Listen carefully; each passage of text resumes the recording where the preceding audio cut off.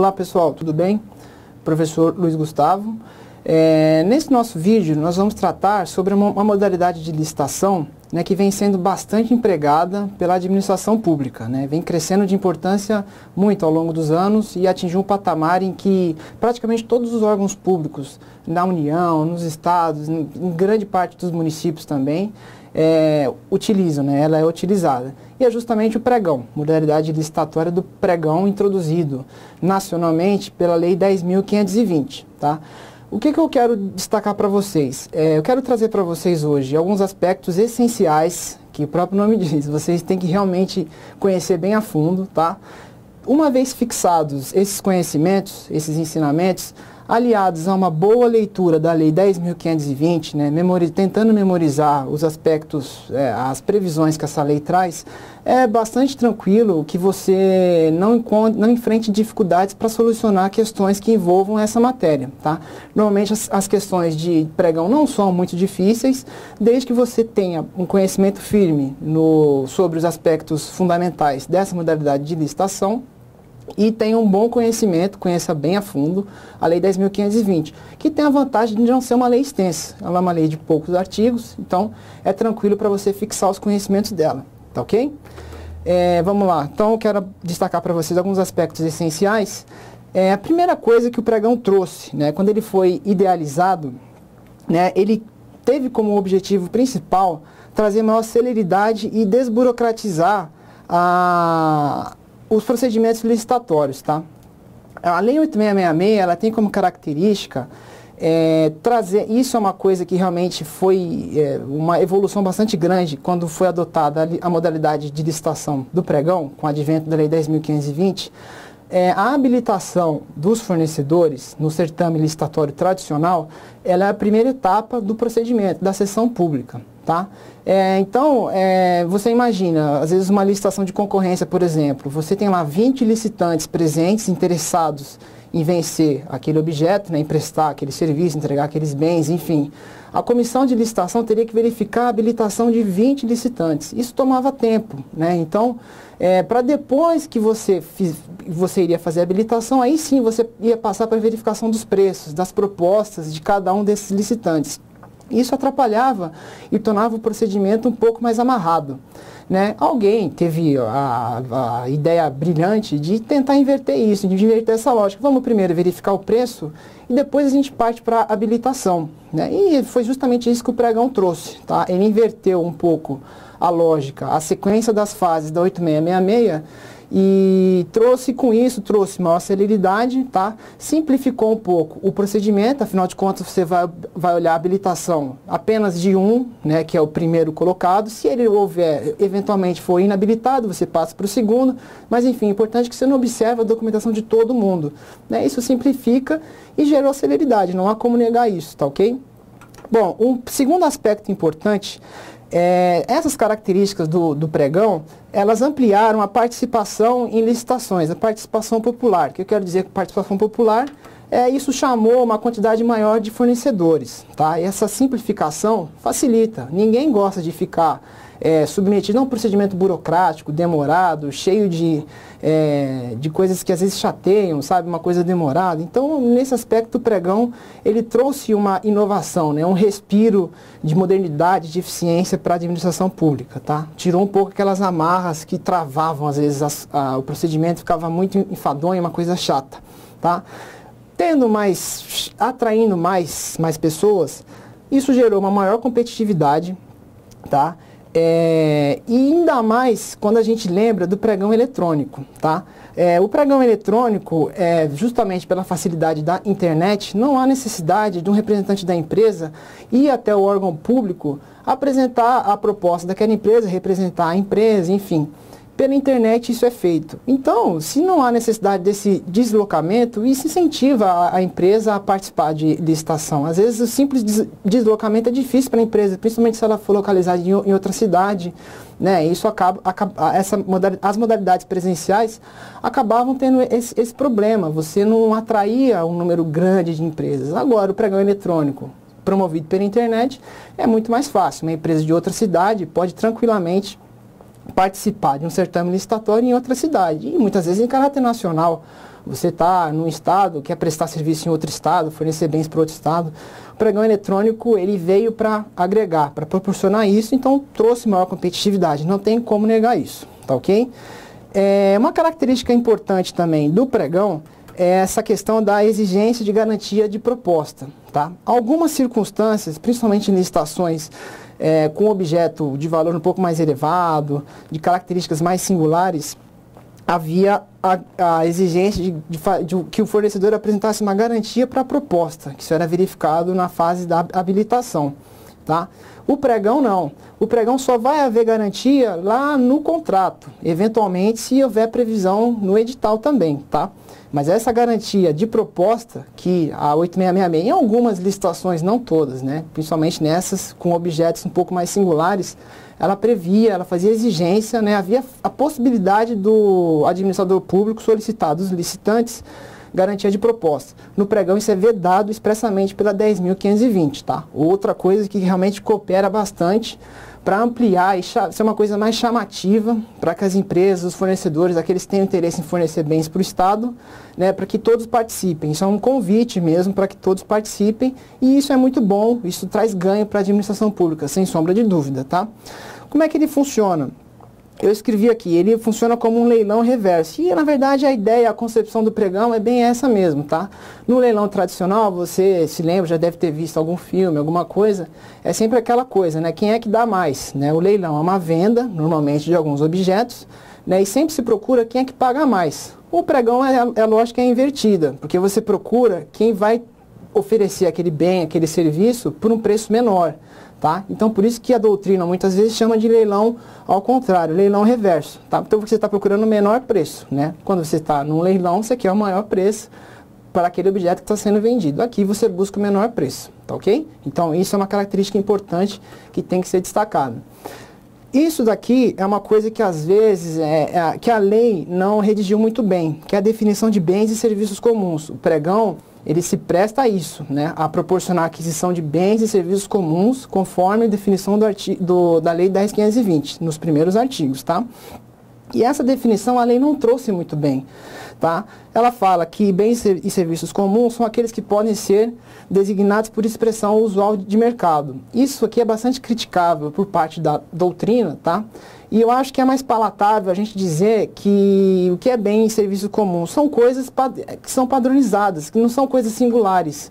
Tá? Às vezes você vê objetos de licitação que não são facilmente, você não encontra facilmente em mercado. Tá? Então, são bens, às vezes, sob encomenda, e o exemplo mais patente disso são as obras públicas. Tá? Você vai construir um imóvel, por exemplo, é difícil você caracterizar isso como bem e serviço comum.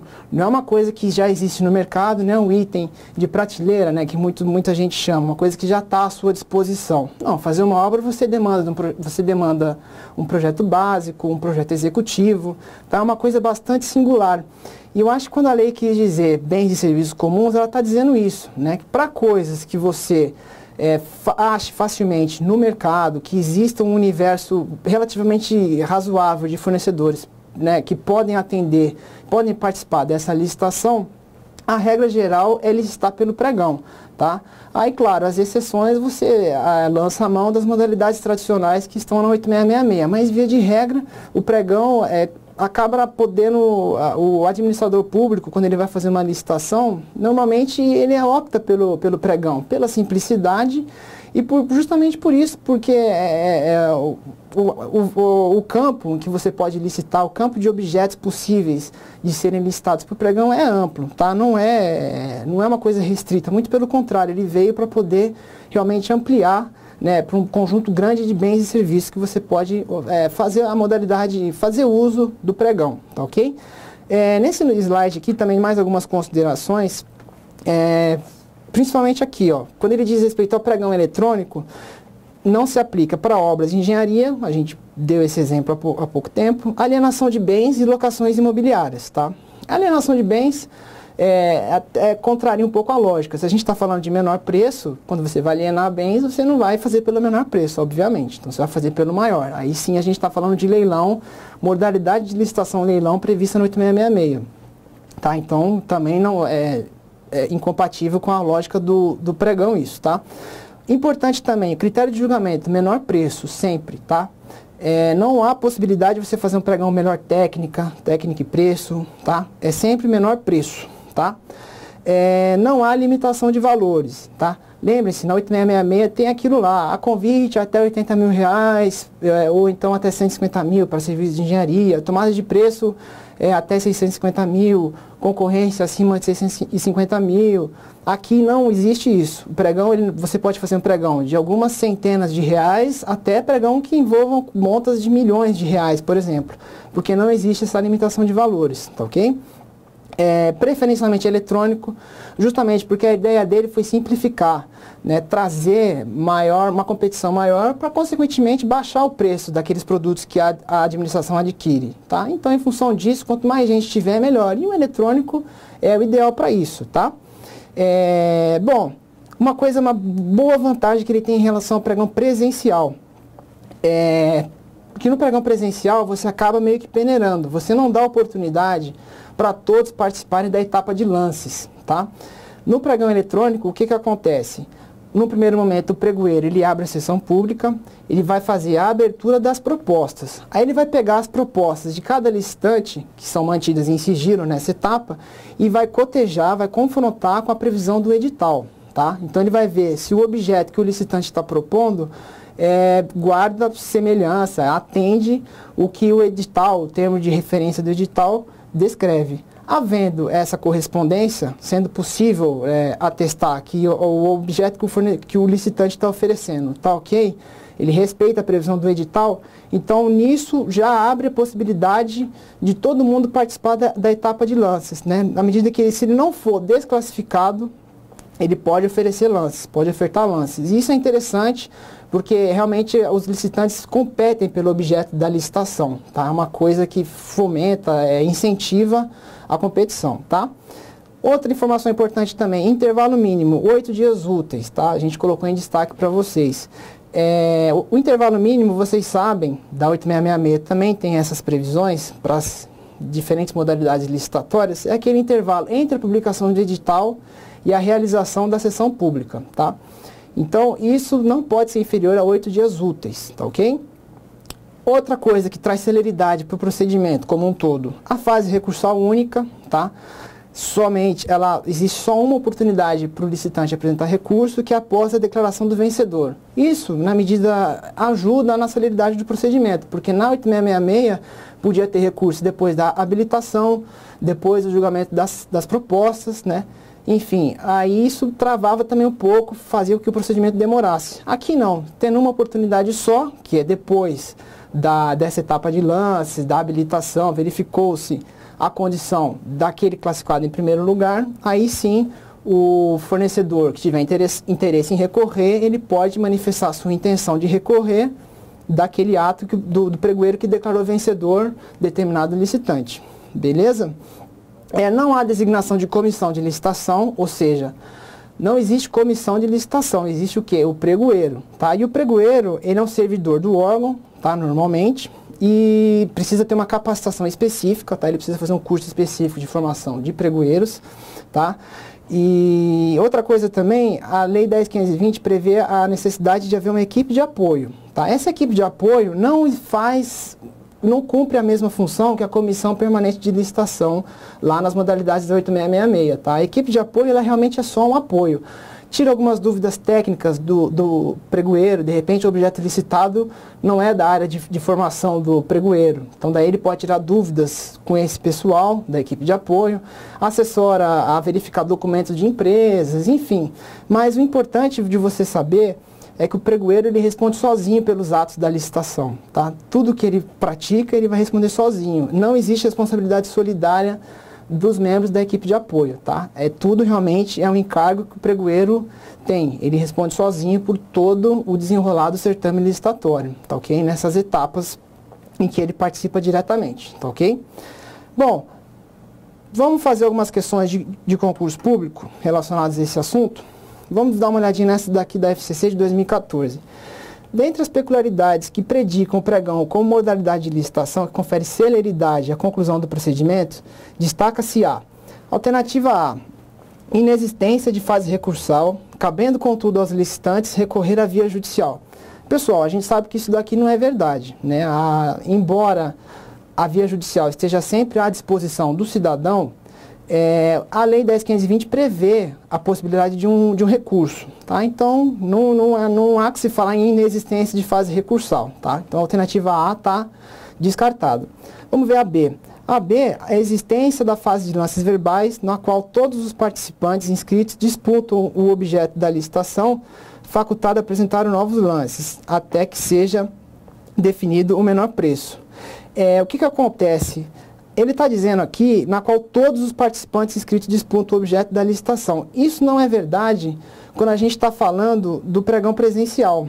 Tá? O pregão presencial, ele limita, ele faz uma triagem, uma peneira para a fase de lances. Você vai abrir para lances aquele licitante que apresentou o menor preço e os outros que estão dentro de uma margem de 10% desse preço do primeiro colocado. Então, ela é fechada para os outros, tá ok? Então, a alternativa B também está incorreta. Alternativa C, possibilidade de contratar pelo critério melhor técnica. Não, pessoal, isso aí já de cara não precisa nem ler, a gente viu que é menor preço, sempre, tá? Fase recursal única, alternativa D agora, facultada a qualquer dos licitantes após a declaração do vencedor. Sim, é exatamente isso. Existe uma fase recursal única, a gente viu, tá? E é facultada a qualquer dos licitantes após a declaração do vencedor. É exatamente isso, tá? Alternativa E, possibilidade de participação de todos os interessados em qualquer fase, ainda que não estejam devidamente inscritos na licitação. Bom, isso não é verdade, pessoal, que a licitação, vocês sabem, que é um ato solene, ela tem uma data e uma hora para acontecer, e para participar você precisa estar devidamente cadastrado, você precisa estar devidamente inscrito, você precisa ter apresentado a sua proposta no prazo até a abertura da sessão. Então não é o caso você falar que qualquer participante, qualquer interessado pode participar. Tem um procedimento a ser seguido, amarrado no edital, permitido e previsto na legislação, tá ok? Então é isso aí. Bom, pessoal, por hoje é isso, espero que tenham gostado e até um próximo vídeo. Até mais.